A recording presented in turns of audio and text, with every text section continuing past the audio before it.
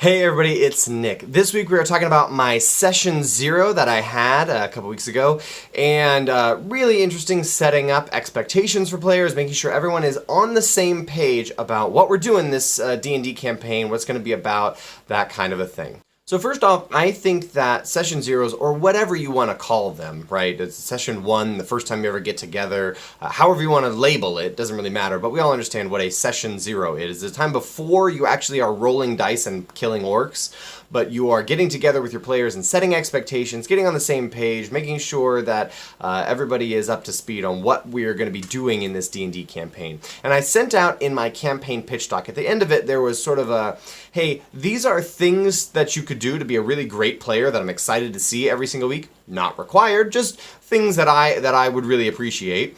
And these are things that maybe if you do them, you would be not invited to play with us anymore. These are bad player habits. And then I sent out sort of an overview of my style as a DM, what I'm about. And this week, at our session 0, we set up expectations for players and what I would be like as a DM.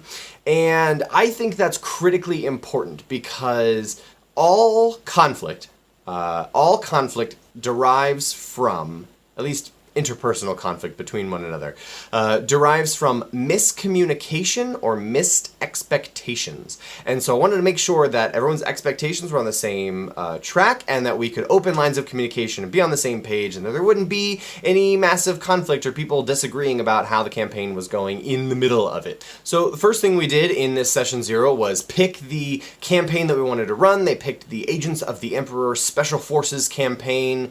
And because of some things that other people had indicated, I wrapped in various ideas like the potential to lead others in this campaign. So some expressed interest in the mercenary campaign, having people they were responsible for, and I threw in some of those ideas as well, because you can do that a lot of times with multiple campaigns. You could combine various aspects of them. You know, one guy really enjoyed the Suicide Squad kind of campaign, and his backstory is going to lend itself to basically it'll be a Suicide Squad mission for him. Like, he will be thrown into the squad because of a Suicide Squad situation.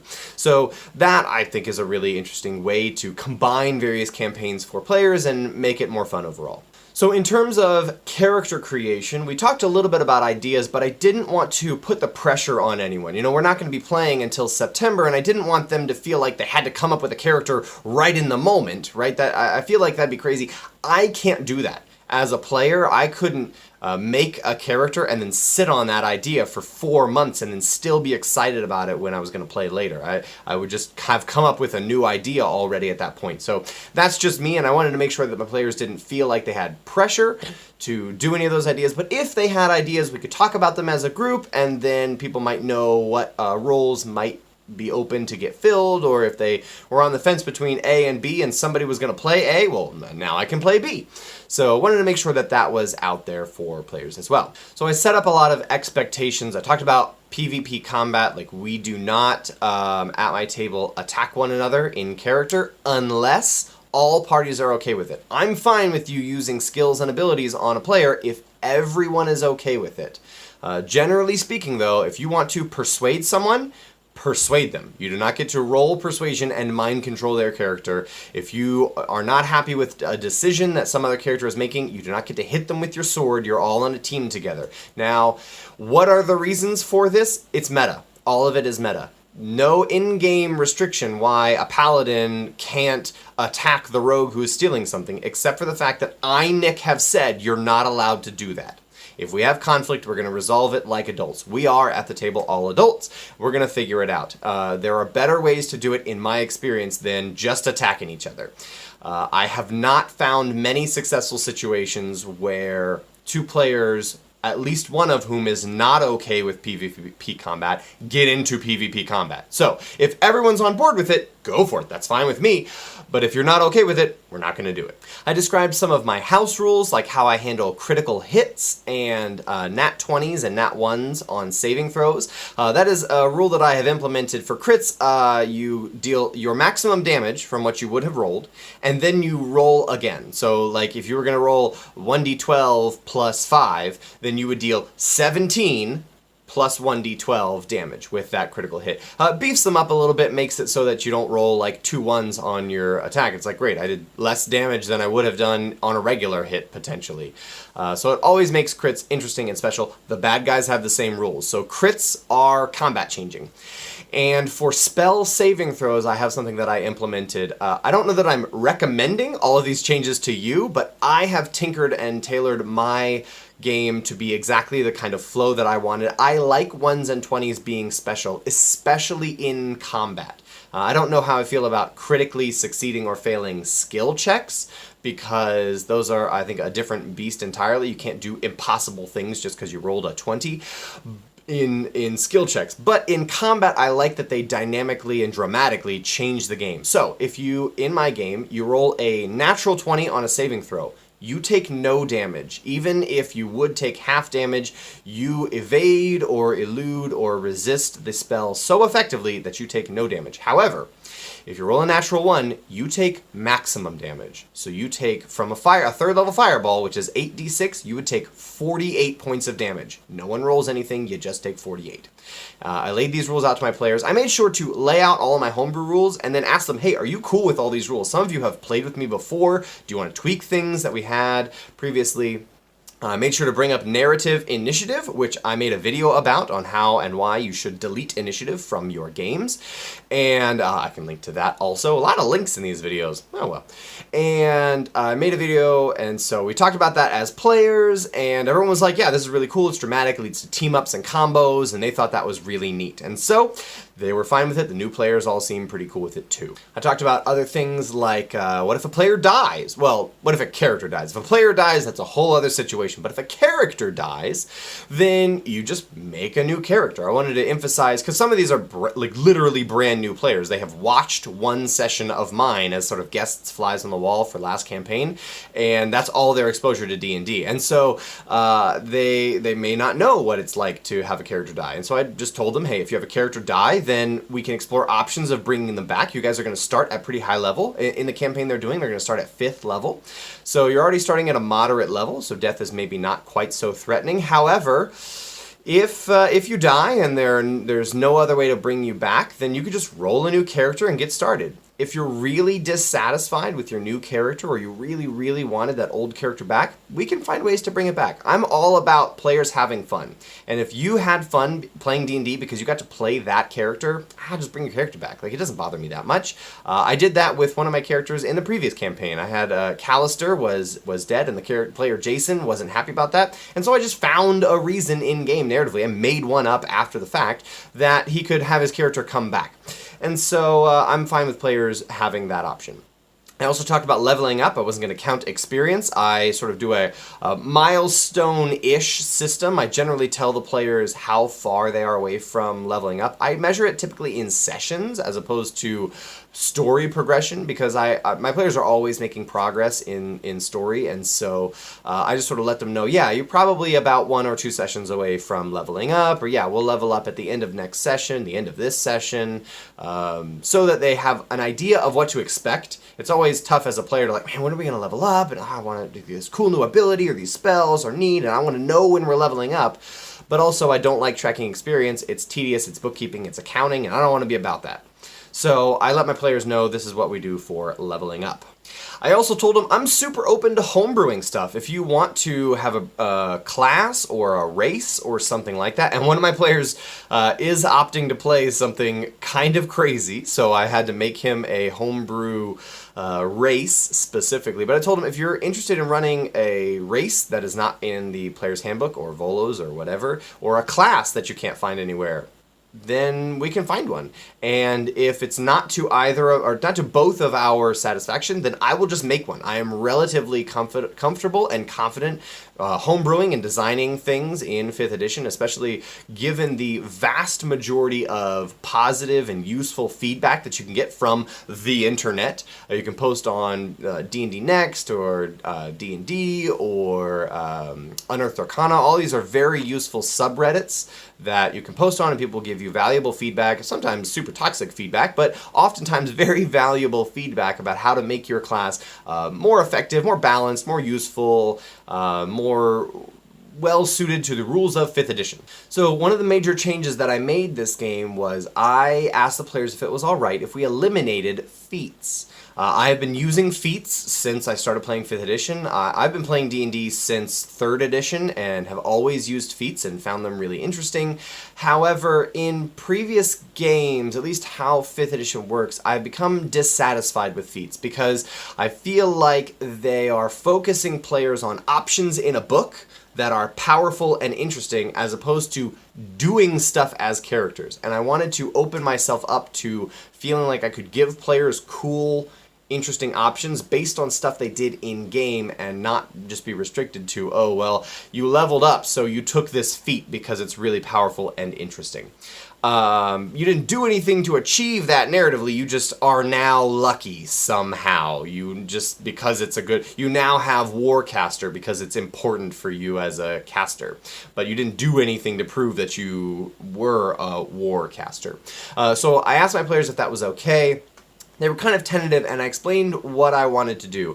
And I wanted to be able to give them more frequent but less powerful abilities that were specifically tied to narrative moments in the game, stuff that they had done. So for example, I used, last campaign, there was a monk in my campaign, and I introduced and invented this idea of a master of monks, and you had these cool mystical tattoos that gave you magical abilities. If you defeated another master of some kind of form, then you would get to take their master abilities. So it was like the master of locusts and the master of vipers, the master of leopards were the ones that my monk player met. And when he defeated those monks, he got their cool monk abilities. It was tied directly to something he did in-game.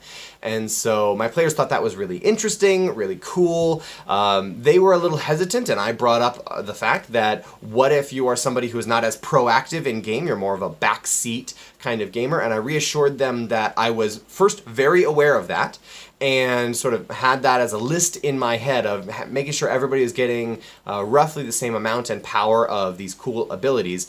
And also it was going to be tied, I was going to restrict it to like a specific number, not written down specific number, but a more limited number of these abilities. Not just every time you do something cool, you get a cool feat, but everyone gets cool feats at the same rate tied to doing something cool. So for example, if a player did like 12 cool things over the course of 2 sessions, they would get 1, maybe 2 of these features. But another player did only 1 cool thing over 2 sessions, they would get 1 feature. So making sure that players don't get left behind. I told them I sort of already have a tally of that. I do that with magic items, making sure players get cool or signature magic items at relatively doled out paces. And once I explained that I was aware of it and had a mental list and that they could come to me and say, hey, it feels like I haven't gotten a cool thing in a little while, they were much more okay with it. So I'm trying out using no feats in this game coming up. I don't know what do you guys think about that? Does anybody else not use feats? I know obviously there are people who don't use feats. Technically they're a variant rule, but I see them used all the time. Have you guys in your games not used feats, and how did it go? I'm really interested. Maybe I will backpedal on this if it goes terribly, but let me know in the comments if you have never used feats and how it went for you in your campaign. So the last things that we did were talk a little bit about the players. That was mostly the game and rules and mechanics and homebrew and house rules and things like that. I wanted to talk about the game specifically, and I told players that they had the option to have some agency over various narrative elements. And so I basically told them it was okay to improvise and come up with things in the moment. I gave the example of a former player who I told him, you have some bit of information that the party needs. You're a brand new character joining this group. You have some bit of information that the party needs. And I didn't really tell the player what it was and said you could feel free to improvise it in the moment, or you could just ask me for what it was in the moment, but we'll figure it out as we go. And this player in the middle of the campaign just volunteered, yeah, I have this piece of information. And he made up the piece on the spot. and it was perfect, it was reasonable, and I gave that example to my new players and said, hey, this is really cool. I'm totally okay with you doing that. Come up with things in the moment. I'm from this place and this is one of our cultural customs. Sure, go for it. I think that's really neat. And so I wanted to make sure they had some freedom to create various narrative elements. Now, there's obviously that within limits. Like, my best friend is a silver dragon, and he's going to help us out. Like, okay, you can't do that. But some elements you can feel free to improvise, come up with on the spot, or even run them by me if you know ahead of time that you're going to bust this out and make sure it makes sense in the world. I would correct a player if it didn't make sense or contradicted something that was already true. But a lot of things in my world I haven't decided yet, and so that's fine if you want to come up with ideas like that. And then we talked about player attention, specifically like phones and devices at the table. And I told my players I have no problem with it. Use your laptop, your phone, your tablet, whatever you want at the table. It doesn't bother me at all. A lot of my players will run digital character sheets or have like dice roller apps, things like that. It doesn't bother me at all. And I went even further and told my players, if you want to use Facebook or check Twitter or Instagram or whatever while we're playing, that's fine also, which is maybe some DMs are like, oh, why would you do that? You can't do that. The players have to pay attention to you all the time, which I think is kind of ridiculous. If you want to grab your players and have their attention the whole time, run an interesting game. I've never had a problem with players not paying attention and it bothering me because I just make sure to run an interesting game and my players pay attention because there's cool stuff happening. I also don't really repeat stuff. So if you missed a narrative description because you were checking Facebook, that's fine. Get somebody else to tell you what it was. I'm not saying it again. So I told them if you take your turn in combat and you want to just check out for a minute mentally, check Facebook and then jump back in, totally fine with that. I do that as a player. It's really hard to zone in and focus for 4 hours non-stop. And I told my players that's about how long sessions are. 4 hours non-stop and always be zeroed in. It's really tough for people. DMs do it because we're on constantly, we're making up dialogue, or we're listening to players for options, or running combat, or whatever. But players, it's really hard to do that. And so I do it as a player. I told them it was totally fine. What I'm not okay with is checking out when other players are having cool moments. Respect each other, pay attention to one another when we're having cool moments. And also, I don't want to have to explain what a situation is in combat when it's your turn. I don't want the situation of, hey man, it's your turn. Huh? What? What's going on? Who's attacking? Is that guy dead? Well, I don't know what happened last turn. So don't do that, but feel free to check out for a few minutes and then dip back in before it's your turn in combat. Narrative initiative opens that up a little bit because you can sort of take your turn at the beginning of a round and then like sit back for a long time and check out and then take your turn in the next round later in the initiative order. So I told my players I was fine with that kind of thing. I've never ever had a problem with it before. I probably wouldn't be okay with a player like listening to music or watching YouTube like with earbuds. That might be a little bit too far, but checking social media or just kicking back for a second, totally fine with that. Doesn't bother me one bit. At the very end of it, I know this video is getting kind of long, but we had a pretty long session 0 and it was really productive. At the very end of it, we discussed character concepts. We had some really interesting ones. We will bust those out slowly as the summer goes on, but I don't want to give away people's characters before we even get started. Any surprises? They also might change their minds. One player sent me a 6-page backstory, so I don't think he's going to change his mind, but other players might change their minds on what characters they're going to run. But the thing that we did is the way that I wanted to generate stats. I didn't love how I had done it before because it ended up with some disparity in power. You had one player rolled like 3 17s and his lowest score was like a 12. And somebody else hit my like minimum standards. But I also really don't like standard array or point buy. I think rolling for stats is traditional. I think it's fun. I think it's interesting to see, ooh, what did I get? Where am I going to put that number? And so what I wanted to do is say, okay, there's no restrictions. You can roll 6 4s or whatever, and those are your stats. But we're all going to roll a set of stats, and then pick one set, and that is the group's standard array. So everyone huddles around a dice tray, and everyone's rolling stats. And then I saved what stats people had rolled, and we discussed them, and people picked a standard array that they wanted to use. I told them, feel free to lower any stats that you want. If you want a more interesting character who has weaknesses, feel free to do that. And that was what the players did. And so it's kind of an interesting method where we sort of a shared standard array that is generated via rolling. Some players rolled terribly, and then we just kind of instantly said, nope, we're not going to pick that set, and then moved on, and we picked a single set that one person had rolled. So it's an interesting way to make sure everyone's on the same level playing field, but also you get to roll for stats and have that randomness and variance and disparity. So I'm looking forward to seeing how some of these rules and systems play out. Let me know what you guys have done in your session 0 in addition to some of this stuff. Maybe I have some more information I should send out to my players because I forgot something. Kind of a long video, but I think session 0 is a really interesting, really critical, and something that is often covered, but maybe not in specific detail. So thank you all for watching, and I'll see you next time.